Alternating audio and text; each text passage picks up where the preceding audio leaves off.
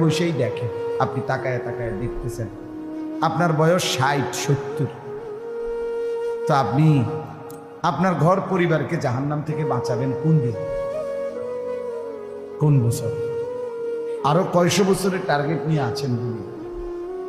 রাসূলুল্লাহ সাল্লাল্লাহু আলাইহি ওয়াসাল্লাম ইরশাদ করেছেন, আমার উম্মতের স্বাভাবিক বয়স 60 থেকে 70-এর মধ্যে, মা বাইনা 60 ওয়াস সানা 70, 60 থেকে 70-এর মধ্যে।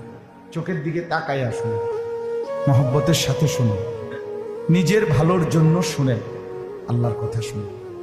তো বলতেছিলাম, গাফেল সবসময় বঞ্চিত হয়, সামনের কাতারে থেকেও বঞ্চিত হয়। বঞ্চিত হয় মানে খামখেয়ালি, এই মন চায় না, ভাল লাগে না, এইরকম খামখেয়ালি। এই জন্য প্রত্যেকটা মুসলমান, আল্লাহ তাআলা কোরআন কারীমে বারবার বলছে গাফলত থেকে বাঁচো। খুদ আমাদের নবী সাল্লাল্লাহু আলাইহি ওয়াসাল্লাম, নবীজি সাল্লাল্লাহু আলাইহি ওয়াসাল্লাম আল্লাহকে কি পরিমাণ স্মরণ করতেন বলেন তো? আম্মা জান আয়েশা রাদিয়াল্লাহু তাআলা আনহা বলেন, কানা রাসূলুল্লাহ সাল্লাল্লাহু আলাইহি ওয়াসাল্লাম ইয়াযকুরুল্লাহ ফি কুল্লি আহয়ানি। রাসূলুল্লাহ সাল্লাল্লাহু আলাইহি ওয়াসাল্লাম ইয়াযকুরুল্লাহ ফি কুল্লি আহয়ানি, আল্লাহ তাআলার জিকির করতেন সারাক্ষণ। আম্মা জান আয়েশা রাদিয়াল্লাহু তাআলা আনহা বলছেন, সারাক্ষণ তিনি আল্লাহ তাআলার জিকির করতেন সর্বদাই। তাহলে যিনি সারাক্ষণ আল্লাহ তাআলার ধ্যানে থাকতেন, সেই উনাকেও পর্যন্ত নবী সাল্লাল্লাহু আলাইহি সাল্লামকে আল্লাহ তাআলা বলছেন, ওয়ালা তাকুম মিনাল গাফিলিন, আপনি গাফেলদের অন্তর্ভুক্ত হবেন। নবীজিকে বলছেন, যিনি সারাক্ষণই কি করতেন? আল্লাহকে স্মরণ করতেন। তারপরেও খুদ রাসূলকে আল্লাহ বলছেন, ওয়ালা তাকুম মিনাল গাফিলিন, আপনি গাফেলদের অন্তর্ভুক্ত হবেন না। তাহলে আমাদের জন্য কি হুকুম বলেন না চাচা? আমাদের জন্য কি হুকুম? আমাদের চা দোকানে আড্ডা দেওয়ার টাইম শরীয়তের পক্ষ থেকে কয় ঘন্টা? কথা বলেন। আমাদের জন্য বিড়ি খাওয়ার অনুমতি শরীয়তের পক্ষ থেকে প্রতিদিন কয়বার? টেলিভিশনে নাচ গান নর্তকের ছবি দেখার অনুমতি কখন? 60 বছরেও আল্লাহর কোরআন শুদ্ধ করার সুযোগ, আল্লাহর কোরআন পড়বার যোগ্যতা আপনার মধ্যে আসলো। এই যে পারেন না কইয়া শুয়ে লাইলেন, আত্মফাইলেন, এটা তো গাদ্দারি, তো গাদ্দারি। মনে রেখে মুরব্বী চাচা, এটা গাদ্দারি, এটা গাদ্দারামি করলেন আর কি আল্লাহর সাথে। আপনি বুঝছেন আর কি, ঠিক আছে, ছোটবেলায় শিখেন নাই সূরা কেরাত শুদ্ধ, এরপরে আর কোনোদিন বুঝলেন না কথাটা, এটারে আর কোনোদিন কোনো পাত্তাই দিলেন না, বুঝেন না কথা, এটা গৌরবই না। যা শিখলাম না, তার শিখলাম না, চাই আল্লাহ কি করবে, নাইলে কি কারণ? যারা আল্লাহর কোরআন শুদ্ধ পারেন না, কি কারণ? হায়াত পান নাই। কথা বলেন। আমি মাঝখান দিয়ে কোনো 15-20 বছর মারা গেছিলেন, বলেন কি ব্যস্ততা, কি গাছটা কাটছিল,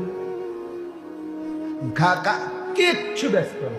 পৃথিবীতে ইউরোপ, আমেরিকা অথবা চীন অথবা অন্যান্য দেশের মানুষ যে পরিমাণ দুনিয়ার জন্য ব্যস্ততা পরিশ্রম করে, তার 1000 ভাগের 1 ভাগও আমরা দেশের মানুষের হুদা হুদা বয়ে বয়ে বন সাব বন দিয়া সাদিয়া বিজয় খাওয়া, কিচ্ছু না, কোনো কামও করছে না, দুনিয়াও করছে না, আখিরাতও করছে। মাটি কাটলে এতক্ষণ বালা মাটি কাটতে, বিকালে বইছে রাত 9টা পর্যন্ত চা দেওয়া, এটা ব্যস্ততা বলে। 3টা বাজে বসছে, বন্ধুরা আড্ডা দিতেছে, পোলা রাতের 11টা বাজে, হেতে আড্ডাই দিচ্ছে 8 ঘন্টা। কোন সুস্থ স্বাভাবিক মানুষ এত অপদার্থ হয়? আখিরাত বাদ দেন, দুনিয়ার লাইনে যারা মেহনত করে আপনি দেখেন, পৃথিবীতে এই যে সমস্ত দেশের জনসংখ্যা বেশি, চীন, ভারত, ইন্ডিয়া মনে করেন, এরা প্রমাণ করছে পৃথিবীতে চ্যালেঞ্জিং যে পপুলেশন, জনসংখ্যার বৃদ্ধি এটা কোনো সমস্যা না। চীনে এই জনসংখ্যার বৃদ্ধি কোনো কি না সমস্যা, ইন্ডিয়ায় জনসংখ্যার বৃদ্ধি কোনো সমস্যা না। বরং চীন প্রমাণ করছে পৃথিবীতে যত হাত তত হাত কর্মের হাত, সবাই পরিশ্রম করছে, সবাই মেহনত করতেছে। গোটা বিশ্ব বাজার বর্তমানে আমেরিকা ইউরোপকে পিছনে ফেলে চায়না শীর্ষে। কেন? পরিশ্রম করছে। দুনিয়া বুঝছে ভালো, তারা আখেরাত পরের বিষয় তাদের কাছে, কিন্তু দুনিয়া তো তারা বুঝছে ভালো, মেহনত করছে।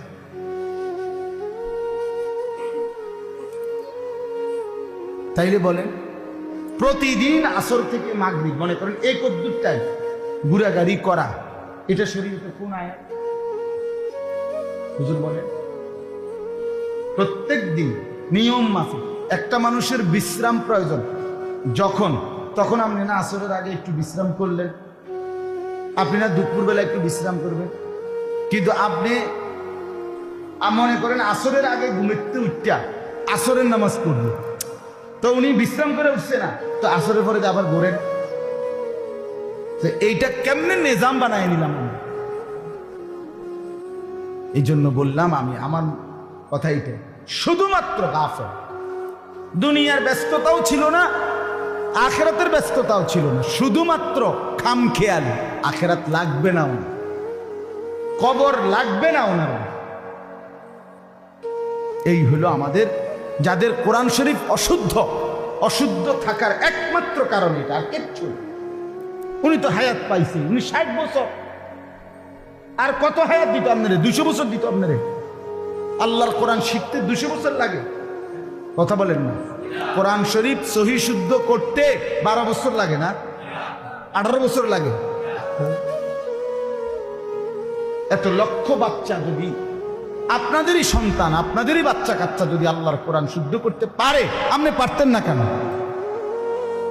বইয়ে বইয়ে আলাপ করে, হ্যাঁ সে শুনে পড়ছি না, ও কপাল খারাপ, ও বুঝছি না, ও ছোট থাকতে আব্বাই কইছে কতবার, এই সমস্ত সিহন কথা কইয়া কবরে মাফ পাইয়া যাবেন না, ফেরেশতা আপনারা ছেড়ে দিবে নাকি? তো এটি আমার দ্বারে বললে কি লাভ, ওনার দ্বারে বললে কি লাভ, আপনাকে আমগৌরে হুনে কি লাভ? হ্যাঁ বলে, এই লক্ষ লক্ষ ছেলে পেলেগুলো স্কুলে পড়ে, কলেজে পড়ে, মুসলমানের বাচ্চা, বাবাও মুসলমান, সন্তানও মুসলমান, কেউ কাউরে বলে না, ফুতেও কয় না আব্বা আমি কোরআন শরীফ পড়ি না, তা বাফেও কয় না ফুত কোরআন শরীফ পড়ো না। কি অপদার্থ এখানে, পদার্থ কোনটা? এত অবুঝ কেমনে হইল মুসলমান?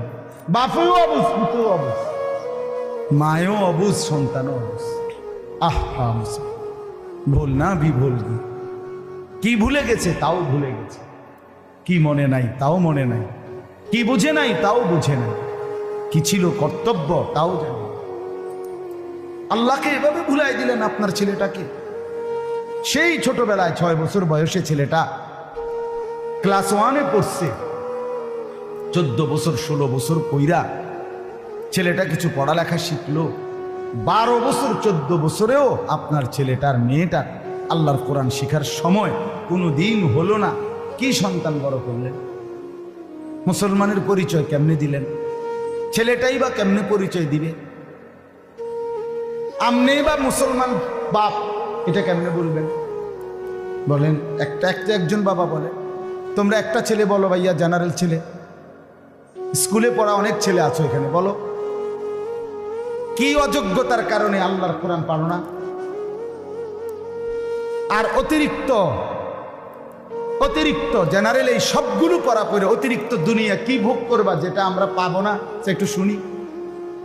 কি ফাঙ্গাস, তেলাপিয়া, রুই মাছ, কাতলা মাছের বেশি তুমি কোন মাছটা খাইবা শুনছি? আচ্ছা একটু শুনি আমি, যেটা আমরা খাইতেছি না। হ্যাঁ কথা বলে না?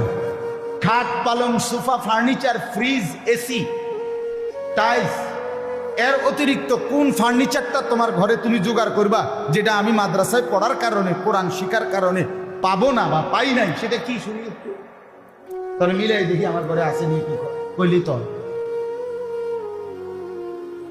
মানুষের স্বাভাবিক প্রয়োজনীয় সব জিনিস তো আমার আইডিয়া আমার ঘরে আছে, তা আমি শুনি একটু কি লাগবে সেটা। গরুর গোশত, মুরগির গোশত, হাঁসের গোশত, খাসির গোশত, এর অতিরিক্ত কি গোশতটা তুমি খাইবে? আফ্রিকার জঙ্গলের প্রাণীর গোশত। তাহলে অতিরিক্ত কি দুনিয়া ভোগ করবা ভাইয়া? হ্যাঁ শুনি, বলো কি আহামরি, কি দুনিয়াটা আলগা কি ভোগ করলো যে কারণে বাপটা তার ছেলেটাকে বঞ্চিত করল? কি বাবার আশায়? আমি বুঝেই না, এটা আমার মাথাতে ধরে। আহারে বেকুব মুসলমান, কিসের আশায় ছেলেটাকে বঞ্চিত করলে আল্লাহ?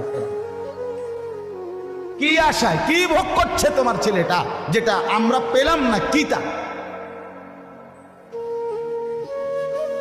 হ্যাঁ এতটুকু বলতে পারেন, অন্যায় উপার্জন, অবৈধ উপার্জন, যে কোনো মহিলার সাথে যত্রতত্র কথা বলা, মেয়ের সাথে আড্ডা দেওয়া অবৈধ। হ্যাঁ, জিনা ব্যভিচারের আড্ডাখানা, গান বাদ্য, নাচ গানের উল্লাস, এগুলোর মধ্যে তো আপনারা হুজুররা যাইতে পারলেন না। এগুলোকে কোনো মানুষ যাওয়া উচিত বা ভদ্রতা উচিত, এটা কেউ বলুক? কেউ বলবেন? কোন বিবেকবান বলবে যে অবৈধ উপার্জন করা উচিত? তো তাহলে এটা যেটা কারোই পছন্দ না, আমি কীর্তন দিতাম। কথা বলেন না কেন? পরের একটা মেয়েকে নিয়ে রাস্তায় হাঁটা, এটা যদি খুব প্রশংসনীয় কিছু হয় তো এটা বলুক যে হ্যাঁ না ভাই হুজুর এটা উচিত, এটা একটা গুরুত্বপূর্ণ বিষয়, তো বলে বলো ভাইয়া বলো। সারা রাত মোবাইলে উলঙ্গ ছবি দেখা, এটা যদি গ্রহণযোগ্য কিছু হয় তো কে বলছে সেটা বলো? তাইলে যা কিছু অতিরিক্ত ভোগ করছে সেটা তো অন্যায়, অবৈধ, অস্থিরতা, বেহায়াপনা, অসভ্যতা, হারাম, আল্লাহর কাছেও হারাম, পৃথিবীর মানুষের আইনেও নিষেধ। এই জন্য বললাম, এই আপনারা যে কয়জন মুসলমান বসছেন, আপনাদের এটা বোঝা উচিত বাপ, জিন্দিগির আরেকবার হিসাব করবে।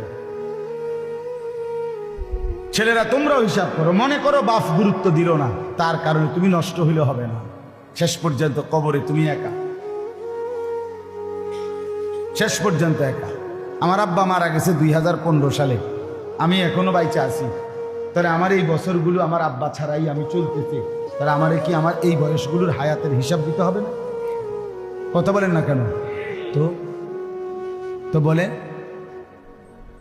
এই জন্য কেউ নিজের ভুল না করে, কমপক্ষে এতটুকু বিবেক যদি না হয় যে আমার ভালো আমি বুঝলাম না, আমার কল্যাণ অকল্যাণ আমি বুঝলাম না, আমার করণীয় আমার কর্তব্য আমি বুঝলাম না, এটা মূর্খতা ছাড়া, বোকামি ছাড়া, আহম্মকি ছাড়া আর কিছু হইতে পারে। পড়ালেখা শুধু শব্দ মুখস্থ করার নাম না, নিজেকে চেনা, আত্মপরিচয়,